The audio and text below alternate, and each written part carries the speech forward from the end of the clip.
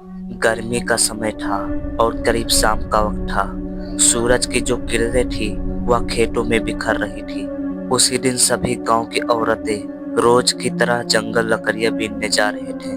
उन्हीं में से मेरा नानी भी थी। और फिर सभी औरतें दूसरी तरफ चली जाती हैं और जो मेरी नानी थी वह अकेली एक बरगद के पेड़ के पास जाती है। और तभी उसकी नजर उसी पेड़ पर एक बूढ़ी औरत बैठी थी। वह देखने में बहुत भयानक लग रही थी और वह देखकर मेरी नानी के साथ कुछ ऐसा घटना घटी ना कि आज तक वह भुला नहीं पाई। तो आज की जो कहानी है वह एक सच्ची घटना है।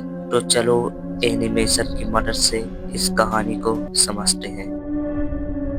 यह घटना है उत्तर प्रदेश के बालापुर नामक गांव की, जहां मेरी नानी रहती थी। उस वक्त वह करीब 40 वर्ष की थी और एक शाम गांव की सभी औरतें रोज की तरह जंगल लकड़ी बीनने जा रही थी और मेरी नानी भी जा रही थी। जब सभी औरतें अपनी गट्ठर बांधकर घर जा रही थी कि तभी मेरी नानी को एहसास आया वो बाकी लोगों से थोड़ा दूर निकल आई है। पीछे मुड़कर देखी तो कोई नहीं था, सिर्फ सन्नाटा और दूर बैठे किसी कौवे की कर कर की आवाज। नानी ने आवाज दी लेकिन कोई जवाब नहीं आया। नानी धीरे धीरे वापस लौटने लगी। तभी उसकी नजर सामने पड़ी एक बड़ा सा बरगद का पेड़, जिसकी जड़ों ने जमीन को जैसे जकड़ कर रखा था। शाम की धुंध में वह पेड़ किसी बूढ़े डैड जैसा लग रहा था। नानी ने सोचा शायद कोई वहीं लकड़ी बांध रहा होगा। जैसे ही वो पास पहुंचे, अचानक ठंडी हवा का झोंका आया। बरगद की पत्तियां तेजी से हिलने लगी और फिर पेड़ के ऊपर से हल्की सी हंसी सुनाई दी। धीमी थी मगर बहुत ही डरावनी। नानी ने ऊपर देखा। पेड़ की टेढ़ी शाखाओं के बीच एक बूढ़ी औरत बैठी थी। उसके बाल उलझे हुए, चेहरा झुर्रियों से भरा और दांत बाहर निकले हुए थे। उसकी आंखें लाल अंगारों जैसे चमक रही थी। उसके आसपास छोटे छोटे परछाई जैसे बच्चे लटक रहे थे। तभी भूतनी की करह की आवाज आई, तू कौन है और कितने लोग हैं तेरे साथ?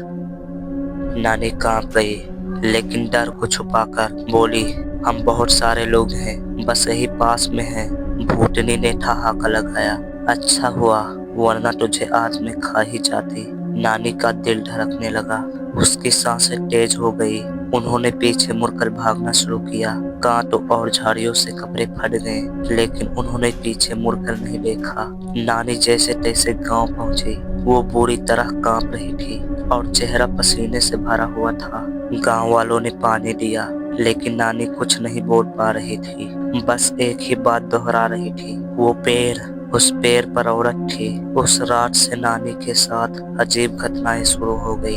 कभी रात में खिड़की के पास किसी के चलने की आवाज, कभी कोई फुसफुसाहट, कितने लोग हैं तुम्हारे साथ? कभी उनके कमरे की दीवार पर किसी बूढ़ी औरत की साया दिखती और कभी किसी बच्चे की हंसी गूंजती, हमें भी लकड़ी चाहिए। कुछ बुजुर्ग जो थे वो बताते हैं कि सालों पहले उसी पेड़ के नीचे एक विधवा औरत ने आत्महत्या कर ली थी और तब से वो पेड़ अशुभ माना जाता है। कहा जाता है कि वो औरत बच्चों को बुलाकर अपने साथ बांध लेती थी। नानी ने उस पेड़ के पास दोबारा कभी कदम नहीं रखा। वो जब भी उस रास्ते से गुजरती है सिर झुकाकर मंत्र बुदबुदाती है।